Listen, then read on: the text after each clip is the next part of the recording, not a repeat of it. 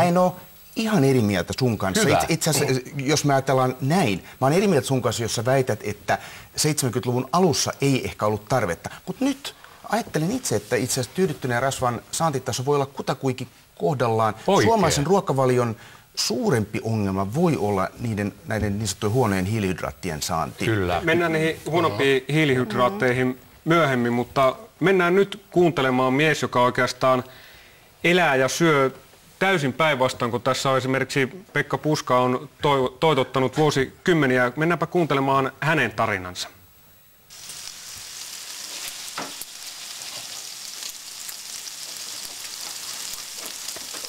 Mulla oli silloin metabolinen oireyhtymä.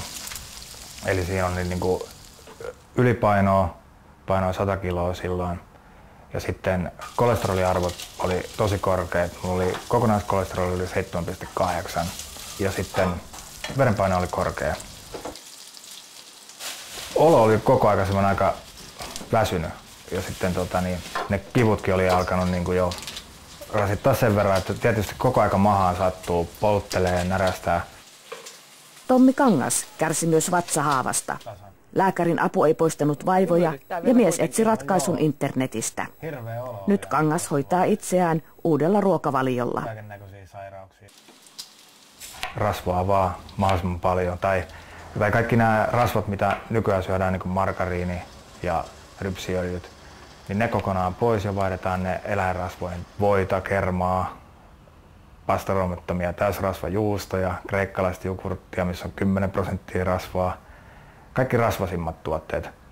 Ja mä jätin kaikki viljat pois. Peruna pois, pasta pois. Ja nämä pitää ottaa käyttöön, nämä pekonin rasvat. Verenpaine tippui reilusti ja kolesteroliarvot on niinku kääntymässä päinvastoin. Eli ne niinku, kaikki on kääntymässä parempaa päin. Ja lääkäri on samaa mieltä. Vointi on todella hyvä. Miten kilot? 16 kiloa tippui ensimmäisellä 3 kuukauden aikana. Vaimo on, voi sanoa, että on WHH:lla. Tässä sama vähän hiilihydraattista ruokaa syödään.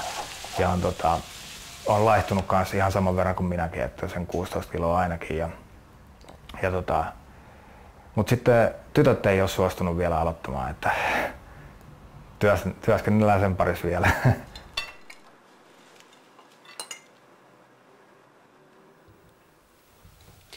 Siinä Tommi kertoi, kuinka olo parani, kun hän soi voita ja läskiä. Ja tuonne A-ohjelmien nettisivuille on tullut lukuisia vastaavanlaisia tarinoita.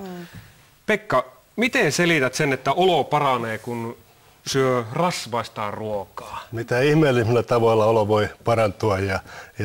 Tietysti toimitus voi tehdä aivan toisenlaisiakin juttuja, mitä ihmeellisimmistä asioista. Mutta vastuullinen, viranomainen, Terveyden ja hyvinvoinnin laitos ei voi perustua suositukseen joidenkin yksittäisten ihmisten tarinoihin, vaikka olisi kuinka hauskoja, vaan ne täytyy perustua päteviin tutkimuksiin eri lähtökohdista, josta asiantuntijat vetää yhteen. Muuten se on paluuta niin kuin menneisyyteen. Voiko tällainen rasvainen ruoka sitten toimia kuitenkin yksittäisen ihmisen kohdalla? No siis perintötekijöissähän on eroja, mutta voi sanoa esimerkiksi juuri veren kolesterolin suhteen, että oikeastaan lähes kaikki, jos nimenomaan muutetaan rasvan laatua suuntaan tai toiseen ja mikään muu ei muutu, niin veren kolesterolitaso muuttuu. No pitäisikö tämän vantaalaismiehen nyt lopettaa tämä rasvasyöminen, vaikka siitä tuleekin hyvä olo?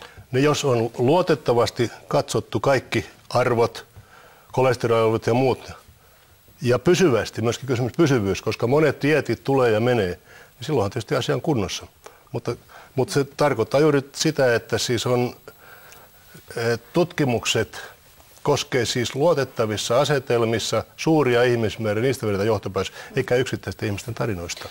Taija, sinulla on potilaita, jotka ovat kokeneet samalla tavalla kuin tämä Tommi tässä. Miten lääkärinä selität näitä heidän tuntemuksiaan? Mitenkä selitän? Niin. No jokainen ihminen on oman itsensä asiantuntija, sanotaan näin, ja meidän on kuunneltava ihmistä, meidän on kuunneltava potilasta. Jos potilas sanoo, että tämä toimii hänellä ja on tutkittu eri parametrit, että ne ovat kohdillaan, niin mun mielestä silloin potilasta pitää uskoa. Minä en voi edes lääkärinä mennä sellaisten asioiden taakse, että asiantuntijat sanovat, kuule sä oot väärässä. Nyt täytyy uskoa sitä, mitä THL sanoo tai muuta. En voi sanoa. Ja itse asiassa tänään mulla kävi 2 potilasta ja itse asiassa perätysten. Ja toinen oli äärettömän lihava nainen, 50. Hän oli siis todella oli ylipainoa reilusti ja hän sanoi, että hän on käyttänyt koko ikänsä melkein, kun siitä lähtien, kun sitä alettiin suosittelemaan, niin kevytlevitteitä, kumijuustoja, eli näitä nollarasvaisia juustoja, jotka ei maistu millekään. En. Ja hän sanoi, että ja hiilihydraatteja hän syö, kun niitä saa syödä nykysuositusten mukaan näin ja näin paljon. Hän on tehnyt kaikki niin kuin sanotaan, niin miksi hän on tällainen tankki? Sitten tuli... Mikä oli sinun vastaus? Mikä oli vastaus? No vastaus oli se, että hän ei saa syödä kunnon ruokaa, joka maistuu hyvälle ja sen takia hän hakee sen tyydytyksen ja sen maun ja sen hyvän olon siitä sokerista ja hiilihydraatista. Mikael, tässä lääkäri todistelee rasvaisen ruoan hyviä puolia eikä niinkään sen vaarallisuuksia. Miten kommentoit? No se tietenkin pitää olla samaa mieltä, että jos potilas haluaa noudattaa jotain eikä näy mitään ongelmaa, niin totta kai pitää kuunnella potilasta. Mutta niin kuin Pekka sanoi, suositukset eivät voi perustua yksittäisten ihmisten kokemuksiin. Ihan samanlaisia tarinoita voi löytyä toisinpäin. Ihmiset jättävät pois oluetta, ihmiset jättävät pois rasvaiset ruuat. Oikeassa? Ei nämä äänestystuloksia, kyllä nämä on asiantuntijatuloksia. Ja teiltä eikö me yritin kysyä sitä, että... Anteeksi, Taija on mun nimi. Taija, anteeksi. Sitä, että se on ihan, siinä me varmaan Mikaelin kanssa yhdymme sitä, että totta kai potilasta pitää kuunnella ja hän itse päättää, mitä hän syö. Mutta että lääkäri antaa asiantuntijan ohjeita, ja nyt tässä tapauksessa on esimerkiksi lääkärijärjestö Duodecimin käypähoito-ohjeet, etkö sinä niitä kunnioita? Kyllä kunnioitan ja sanotaan näin, että toki annan hänelle ohjeita myöskin, että esimerkiksi kalaöljyt, me tiedetään kaikki, että niiden terveydelliset vaikutukset on kiistatta osoitettu. Ja suosittelen kalaöljyä semmoisilla annoksilla niin kuin suositellaan. Sitten lisäksi mä kehotan myöskin korvaamaan D-vitamiinin saannin tai että potilas saa riittävästi D-vitamiinia. Ja lisäksi kun on kerran monenlaisia ongelmia, niin kehotan myöskin, että koska leivällä monet ravitsee itsensä, että leipää vähemmäksi, koska se on monille melkein se pääruoka. Ja sitten mennään tulee tämä levitekeskustelu vielä tarkemmin ja levitteisiin tarkemmin. Kyllä. Pekka, toimiko Taija tässä nyt niin kuin vastuuttomasti? Ei varmasti. Jokaisella lääkärillä on oikeus kliiniseen harkintaan. Mutta tietysti toivoisin, että nämä asiantuntijaohjeisiin luotetaan. Ja hänen suhtaan oikeastaan tekisi mieli kysyä, että missä määrin tähän sun toimintaan vaikuttaa se, että toimit myöskin yksityisellä klinikalla, jossa myydään siis ravintolisiä ja pillereitä. Niin ei myydä pillereitä. No, sanotaan, siellä myydään siis ihan ruokaa. Siellä ja on ubikinonia ja muita tällaisia kyllä, mainoksissa. Terveystuotteita kyllä, näin on. Elikkä siis tällaisia konsentroituja ruokavalmisteita, jotka ovat siis samaa alvillista ruokaa, niin kuin salaatti tai tomaatti. Hyvä. Näin. Mutta kertokaa Kari ja Taija vielä sen, että mihin tutkimukseen te perustatte nämä väitteet? Te olette tässä aika koviakin asioita pistäneet nyt tässä Mikaelia ja Pekkaa vastaan. Mä oikeastaan pyysinkin tuossa puheenvuoroa ja on Pekan kanssa samaa mieltä, että nämä on perustuttava laajoihin, ei yhteen tutkimukseen, täsmälleen samaa mieltä. Ja mä olen jo maininnut, että 2009 ja 2010 on ilmestynyt 3 erittäin satoja tuhansia ihmisiä, miljoonia seurantavuosia. Ja mitä ne kaikki 3 kertoo? Ne kertoo sitä, että tyydyttyneet eläinrasvat, ne eivät ole yhteydessä sydän- ja verisuonitauteihin.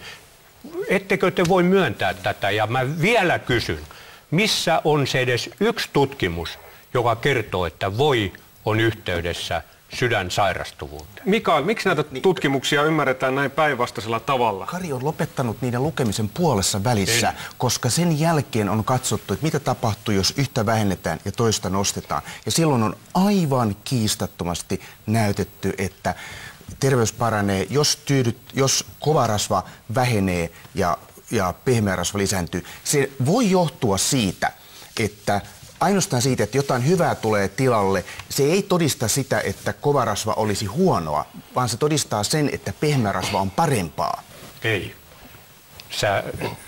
Kiistatta on näitä tutkimuksia, niin kuin sinä sanot, mutta sä voisit sanoa ne nimeltä. Mutta minä viittaan Menten tutkimus, satoja tuhansia ihmisiä, siellä lukee selvästi, että tämä niin sanottu PS-suhde ei vaikuta mitään. Schiff ja Miller suhteet ja muut nyt menee ei, se on juuri tätä korvaamista, jota hän puhuu. Se tarkoittaa lyhyesti sitä. Schiff ja Miller saivat ton vaan merkitseväksi sillä, että ne lisäsi Oslo-tutkimuksen, jos on tupakointi. Hyvä. Et sä ole oikeassa tässä. Siritarino sitten on myöskin... Hei pojat! Eikö tämä ole ihan älytöntä, että te puhutte nyt näistä tutkimuksista? Mun mielestä meidän pitäisi mennä lähelle niitä potilaita, kuunnella oikeasti, mitä niille kuuluu. Ja Pekka, sanoit, että ei pidä yksittäisten potilaiden kohdalla, mutta kun niitä on tuhansia, jos olet viitsinyt mennä lukemaan, mitä ihmiset kertovat ihme paranemisista, sen vuoksi, että ruokavalio on muutettu ja oikeasti, että on uskallettu myös käyttää voita ja maitotuotteita, jotka ovat rasvaisia. Ihmisiä on ihan turhaan syyllistetty näistä asioista ja se pitäisi lopettaa ja se pitäisi teidän myöskin asiantuntijoiden huomioida, koska niitä tuotteita me ostetaan kaupasta. Kiitos Taija. Ihmisiä ei haluta syyllistää, mutta ihmiset haluavat oikeaa tietoa. Ja sanoisin, että harva ihminen on niin paljon kiertänyt väestön parissa. Pohjois-Karjalan Tuvissa käytiin lukemattomat keskustelut näistä asioista. Ja siinä olen samaa mieltä, että se ei tule yksittäistä potilasta, vaan valtavasta lukumääristä. Mutta täällä ei pidä keskustella yksittäistä tutkimusta. Mutta sanoisin vielä, että mulla oli tuossa mukana printti yli 500 sivua uusimmasta yhteenvedosta. USA:n asiantuntijoiden uusin yhteenveto nyt muutama viikko sitten, jossa on käyty uusimmatkin tutkimus läpi tuhansia tutkimuksia. Ja siinä oli samat johtopäätökset, paitsi että siinä kiristettiin tyydyttyneen rasvan alarajaa, kun meillä on 10% ja vedettiin 7%. Eli juuri toiseen suuntaan. Eli siinä nimenomaan sanottiin, että olisi kansakunnan terveydelle tärkeää, että tyydyttynyttä rasvaa, kovaa rasvaa vedetään alaspäin ja se korvataan juuri ei hiilihydraateilla, vaan pehmeällä rasvalla. Vielä Pekalle sellainen kysymys, että kuinka laaja tutkimus sinun pitäisi saada käsisi, että uskoisit, että tämä voi ja läski ei ole niin epäterveellistä? Mikään yksi tutkimus ei ratkaise tätä asiaa, vaan se monipuolinen tutkimusnäyttö ja se kokonaisuus. Alkaen eläiskokeet, ihmiskokeet, väestötutkimus. Ja se on vedetty, sen parempaa ei voi kuin mikä nyt on tämä amerikkalainen yhteenveto, jossa on tuhansia vedettyä. Heti kommentti Tunnetko Ranskan juuri ilmestynyttä Ranskan elintarviketurvallisuusviraston suositusta?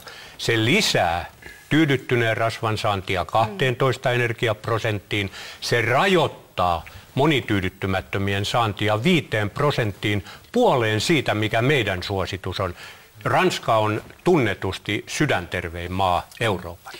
Hyvä. Kiitos Kari. Tässä on nyt tullut monenlaisia näitä tutkimuksia esille, mutta nyt täytyy sanoa, että nyt on Liimataisen pojalla pääpyörällä, mutta niin on varmasti katsojillakin, että mihin tässä voi niinku kansalainen luottaa? Voiko viranomaisen sanaan luottaa? Taija sieltä. Mä haluaisin esittää kysymyksen teille. Mikä siinä tyydyttyneessä rasvassa on teidän mielestä vaarallista? Mitä se oikein tekee ihmiselle? Mikael.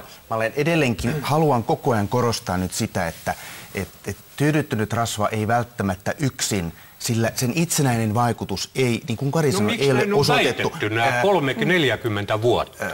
se on epärelevantti kysymys, koska oleellinen kysymys on, että minkälaisia muutoksia me haluamme ruokavalioon.